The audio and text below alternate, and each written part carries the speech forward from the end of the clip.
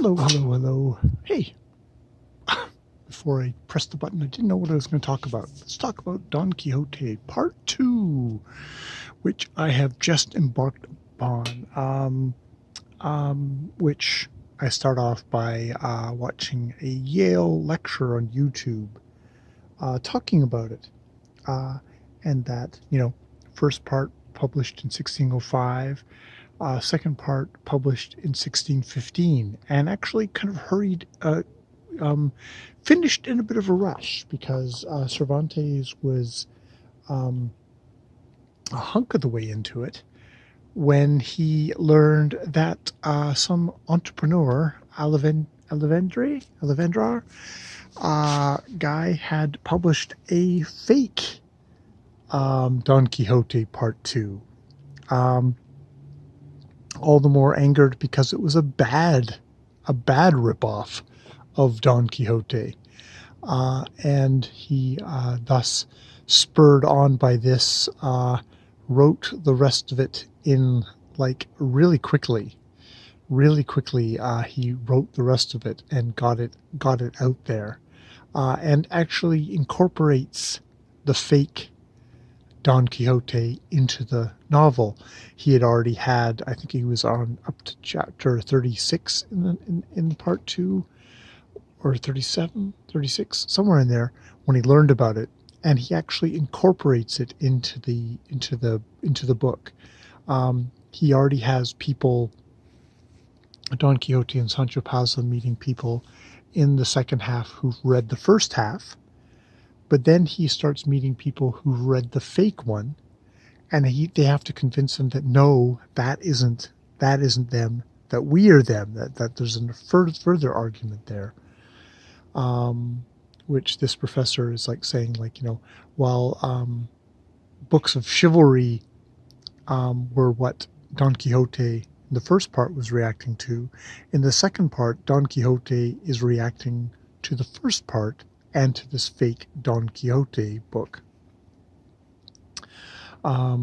So yeah, I've just gotten the first bit where he, the prologue, and the dedication, where he does rail against this fake Don Quixote, and we've just gotten into the first chapter where the priest and the barber have kept away from Don Quixote because they don't want to disturb him, don't want to perhaps reawaken memories of his madness in part 1, and just the niece and the housekeeper have been taking care of him. And indeed they seem to say, he's doing quite well. So they decide to go and talk to him, and they sit and chat with him. He's sitting up in bed. He's wearing the green vest he wore underneath his armor. He's still very gaunt and dry looking. Maybe he's just a skinny guy. I mean, I think about my father-in-law. He was always a skinny guy. And they start talking to him, and it kind of goes on to what should the state do to kind of reform itself, how to run itself, and suggestions and various things. And he gives very reasoned answers. And I think it's the priest decides, I'm going to test him a little bit more. They thought that they were not going to bring up Knights of Chivalry or anything like that, but they decide to test him. So they bring up, he says oh, well, there's rumors, or there's news that the Turks are planning on maybe doing an invasion and gathering up forces and stuff like that. What do you think they should do? And it's and Don Quixote's well, I know exactly what it should do, but I don't want to say it. I don't want someone to, take it, and the priest and the barber kind of needle him and say well, everyone comes up with ideas and, suggestions, but, they're terrible for the country. They're against the interests of the king. It's oh no, this would be perfect. This would solve all of his problems. This would be the greatest idea. And it's oh, okay. Well, why don't you tell us it? It's well, I don't want you to steal the idea. It's oh, we promise. And they vow, and, the priest vows for the barber, and, says, well, who vouches for you? Don Quixote says, well, my profession, it's all about keeping people's secrets. He says, okay, very well. And so he says, well, the king should do is summon all the knights, all the chivalric knights in the land. And even if only like, a dozen show up, there'll be one amongst them.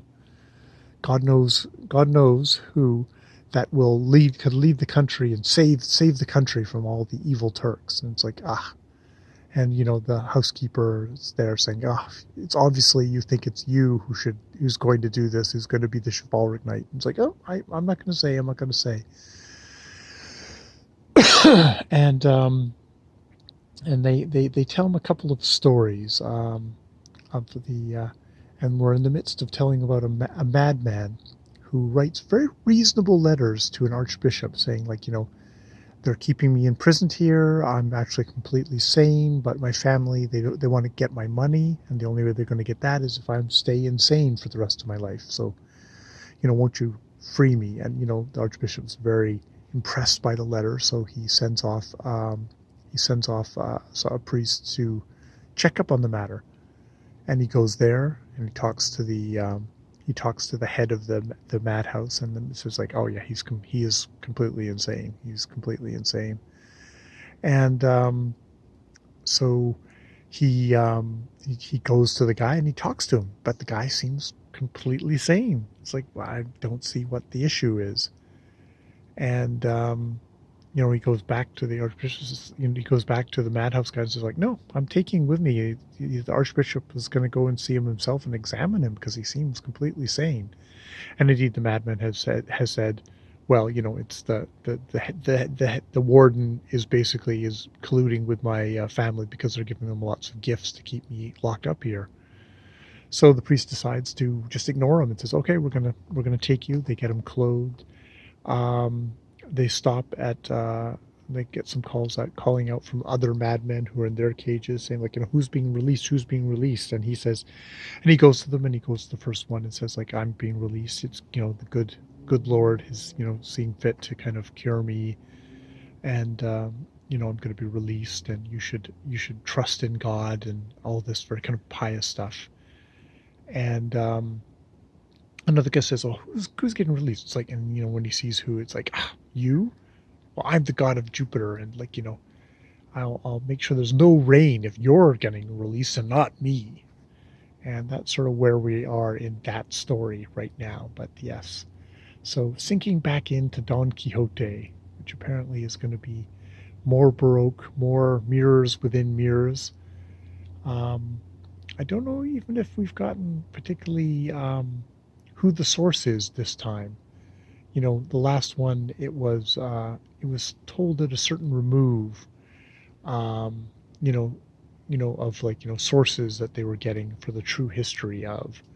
But in this one, it seems to be just going right into it of, Don Quixote and stuff like that. I may be mistaken there, but I will see as I go along. But yeah, that's the first bit, the introduction, the dedication, the prologue, and the first part of chapter 1 of Don Quixote by Miguel de Cervantes Segura.